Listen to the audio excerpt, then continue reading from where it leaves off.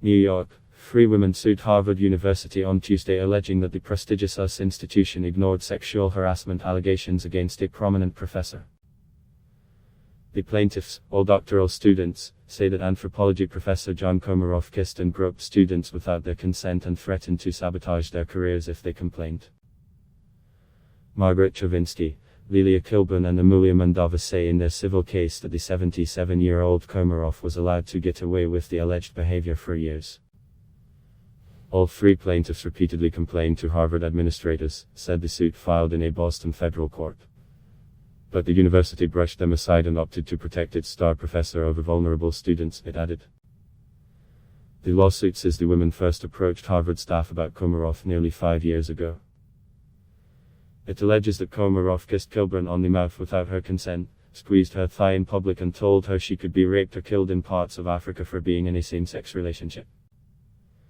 The lawsuit says Kilburn was subjected to a continuing nightmare that included more forced kissing, groping, persistent invitations to socialize alone off campus, and coercive control. Allegations against Komaroff were first detailed in the university's newspaper, the Harvard Crimson, more than a year ago, according to the New York Times. Komaroff was placed on administrative leave for this year's spring semester after an investigation last month found that he engaged in verbal conduct that violated Harvard's policies on harassment, the Times reported. He was also barred from teaching required courses through the next academic year. Komaroff was not found responsible for unwanted sexual contact though, the paper added.